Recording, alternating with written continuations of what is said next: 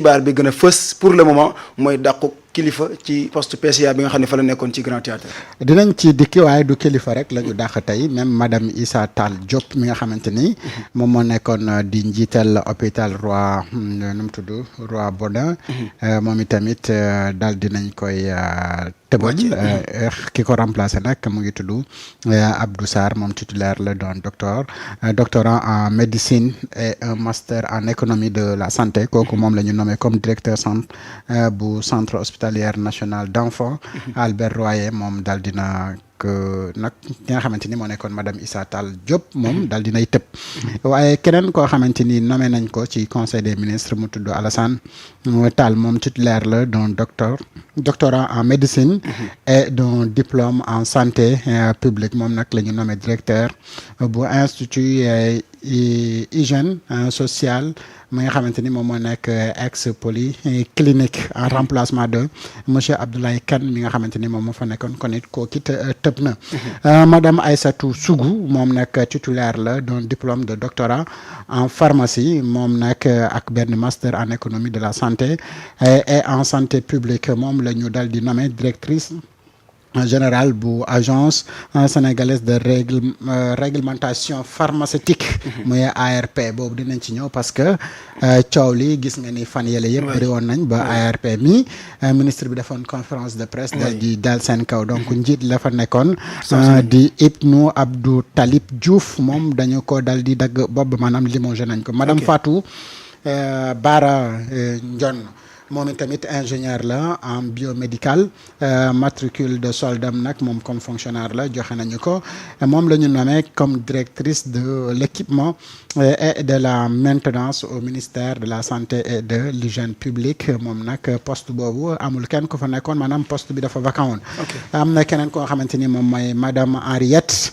Céline Diop moom it titulaire la d'un doctorat en médecine muy spécialiste la en santé publique moom numéro de matricule am joxe nañ ko moom la ñu nommé comme inspectrice technique de la santé au ministère de la santé et de l'hygiène publique donc foofu it amul kenn ku fa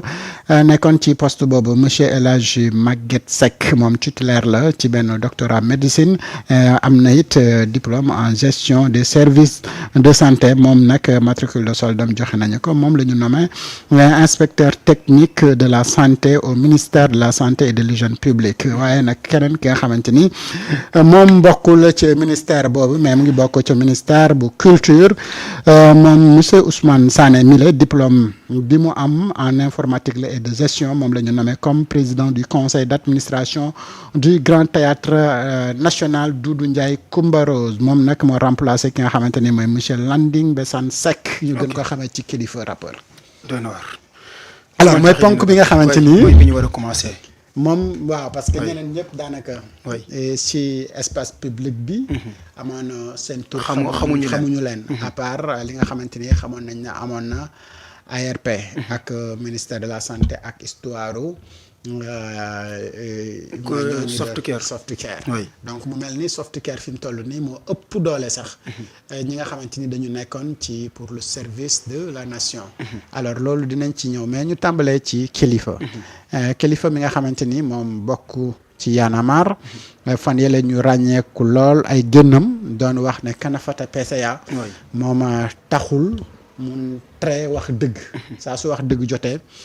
dina ko wax fii si suñu jotaay ñëwoon na fi amal fii ab waxtaan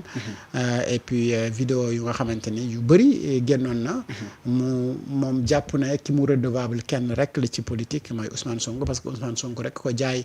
lu ko kenn jaayul te moo wane lu kenn wanewul en politique te donc buy gëm day gëm ne moom dafa war a topp kooku ba mu jeex tey nag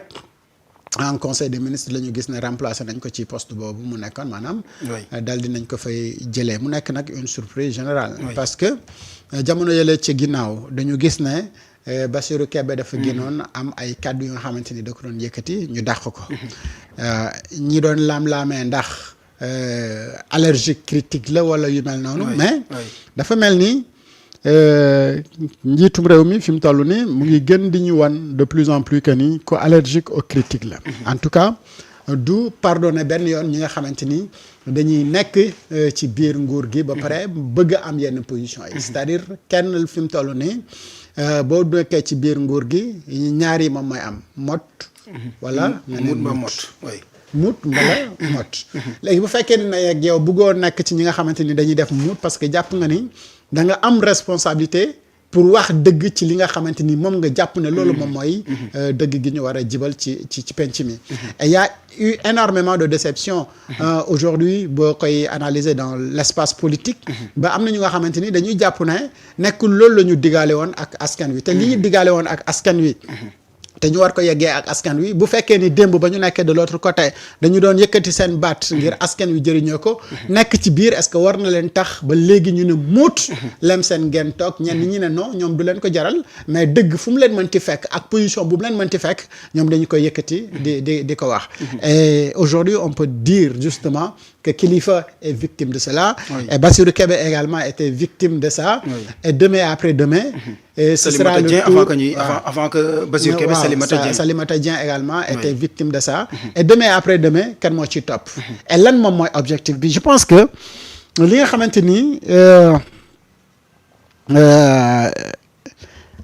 nga xamante ni moom mooy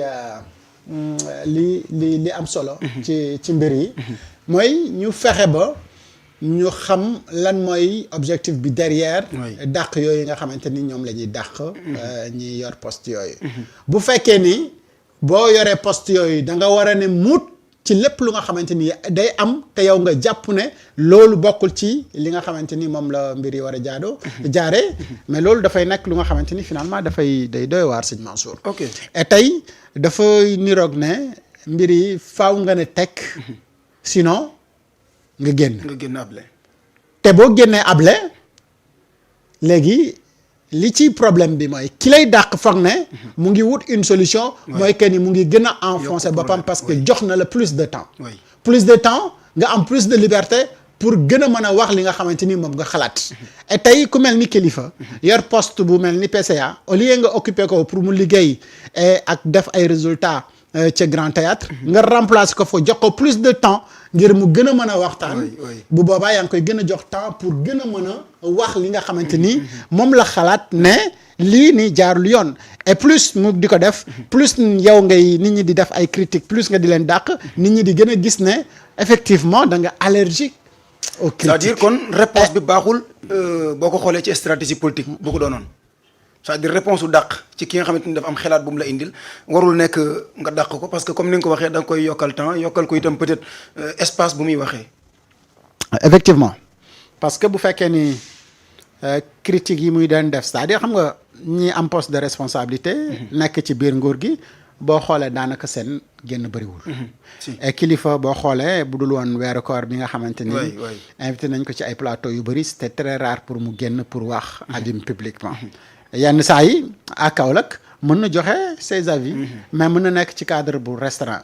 alors bu fekkee ne ñooñu li ñuy def noonu ñàkk temps tax ba amuñu temps pour dem di def fi ay émission nga dàq leen mooy yaa ngi leen di gën a jox temps pour que ñoom tamit ñu gën a fësal seen xalaat ak ni ñu gisee mbir yi nga xamante ni moom mooy dox mais lii dëgg ba dëgg mooy que ni yaakaar bi sénégalais yi amoon ci nguur gi ba ñuy ñëw fi mu toll nii am na lu ci soppeeku te soppeeku gi yëpp ñëpp dañu jàpp ne benn nit rek moo indi changement bi yëpp te benn nit boobu moom mooy ki nga xamante ni ku critiquer wala ku wax parce que man nag dama fee gisul Kilifeu lu mu wax lu war a mérité ñëw parce que même bu dee Bassirou Kébé ci penc mi gisuñ fi wax bu ëpp waaw bu dee Kilifeu même chose ñoom ñaar ñëpp gisuma ci kenn ku nga xamante ni wax nga fi wax bu ëpp bu mérité ñu remplacer la ci poste bi nga nekk te remplacer wuñu kenn ci poste bi mu nekk parce que dañuy wax ne deful ay résultats wala respecté wul liggéeyam wala deful liggéeyam correctement mais liñ ko mën a dàkkantale rek mooy que ni moom kat génn na ne faalewuma poste parce que Kilifeu lii rek la fi wax sàmmuma poste su ma waree wax dëgg parce que wax dëgg moo ma gënal poste waaw bu fekkee nañ la dàq parce que yow da nga choisir entre wax dëgg ak poste nga choisir wax dëgg à la place d'un poste mais sa jaan wàcc na te yow sa identité ci réew mi mooy que ni démb ak bërki démb waxkatu dëgg lañ la jàppee woon kon tey dara warul a tax nga soppeeku ci wax dëgg googu mais boo saxee ci wax dëgg googu ba ñu dàq la si. mooy sa jaan wàcc na. donc gàcce ngalaama à Landing Mbissane. mais est-ce que tamitam divorce bi xam nga ñu bëri doon nañ jàpp ne du yàq dara ci doxinu nguur gi wala bëgg itam ci doxinu réew mi mais le fait que ñu war a changer ay personnes yoo xamante ni bi ñu leen di tànn ci seen xam-xam lañ ko tegoon ci seen bëgg réew mi lañ ko tegoon mais tey ñu war leen a sanctionné wàccee leen ci poste yooyu ci lan ay position politique yu ñu am yaakaar naa kon divorce bi mën nañ jàpp ne commencé na di wane ay li nga xamante ni mooy loraange yi nga xamante ni réew mi réeru Ousmane Sonko en tant que premier ministre ak Diomaye Faye nar nañ ci yóbbu. borom xel yu dal yi rek ñoom ñooy nekk di laam-laamee ndax y a un véritable problème entre Bassirou Diomaye Diakhar Faye ak Ousmane Sonko. léegi nag Ousmane Sonko dafa nekk équation politique bu difficile à résoudre pour Diomaye Faye parce que pataas la boo xamante ni dafa tàng jër ba weesu tàng ba nga xamante ni kóolante ko ci ay loxo sax taxul nga am ci problème xam nga boobu moom xalaatoo ko lump mënoo ko lump te mënoo ko téye ci benn loxo loolu moo tax fi mu toll nii Bassirou Diomaye Diakhar Faye nekk ci ay situation yu compliquées mais comprendre na ak ñi koy xelal ci politique dañ koy wax ne ko pour maintenant nga réussir au moins as lëf ci li ngay bëgg en politique il faut nga renforcer ñi nga xamante ni ñoom ñoo lay jàppal en quoi faisant jox leen ay postes yu nga xamante ni moo leen di permettre ñoom ñu am ci lu ñu nooy mais pour affaiblir également Ousmane Sonko il faut nga jéem a déplumer donc ñi nga xamante ni dañu koy jege c'est-à-dire ñu koy jàppal tànk da ngay fexe ba ñooñu du ñu am ci lu ñu téye ñu am yeneen i occupation yu ñuy gën a tal que ñu am poste bu nga xamante dina leen permettre chaque fin du mois ñu am mais loolu fi situation réew mi toll ni ak politique fi mu toll bu fekkee da nga koy def ci nit ku mel ni Bassirou Kébé def ko ku mel ni Kilifeu nga dàq leen mooy que ni yaa ngi gën a yokku karmi karaw parce que ñooñu c'est des gens yu nga xamante ni di nga leen may temps pour ñu mën a dem def politique parce que sax ay nit yoo xam ne poste daf leen voilà même seeni activité bopp parce que si seeni activité personnelle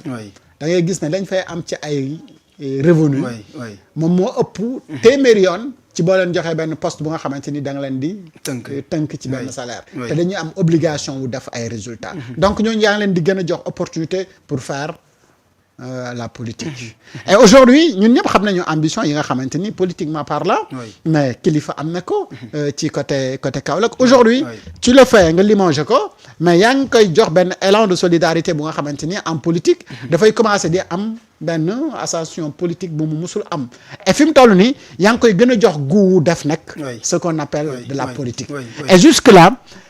Kilifeu n'était pas un homme politique mais était un activiste un rappeur engagé moo xamante ni dafa jàpp ne moom dafa am benn contribution bu mu war a def pour son pays et loolu moo tax ñu jox ko un poste bu nga xamante ni expliqué na ko un jour su Macky Sall daf leen proposé woon poste ñoom Y'en a marre ñoom ñu ne non soxlawuñu poste ce qu'ils veulent mooy le changement ba Macky Sall doon leen xas na leen yéen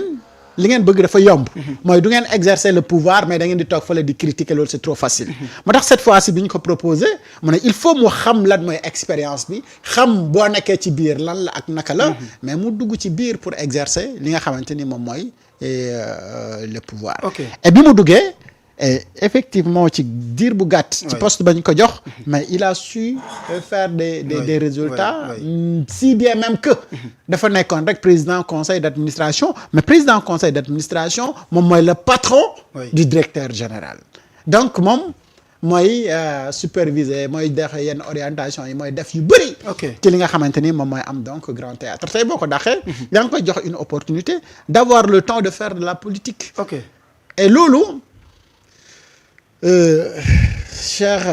sëñ Mansour boo bëggee dégg-dëgg fi mu toll nii ak situation yi fi mu toll nii parce que gëj naa gis nag nomination yu bëree ni nomination tey yi en conseil des ministres cela veut dire beaucoup de choses parce que da ngay analyser activité politique yi nga xamante ni ñoo am ci semaine bi ñu jógee ak tey conseil des ministres nga gis ne donc conseil des ministres bi réponse la par rapport ak événement yi fi xew justement nomination yi en conseil des ministres aujourd'hui c'est une réponse aux activités politiques yi am ci semaine bi ñu weesu parce que benn week-end bi ñu génn rek on te dit que ni au moins Pastef a tenu plus de 40 activités ci benn samedi benn week-end. Et activité yooyu après ñu def lundi mardi mercredi conseil des ministres ñaata nomination et ñi ñu nommé sont favorables à qui ban camp la ñu bokk. Cela veut dire que ne tey aujourd'hui si vous avez des activités politiques pour mobiliser man tamit je vais renforcer ñi ma jege ñi nga xamante ni potentiellement suba ak ginnaaw suba dinañ ma mën a jàppale ngir ñu am les coups de franche pour demain et après demain ñu mën a def des activités politiques. ok Et c'est ça la triste réalité. ok mooy que ni effectivement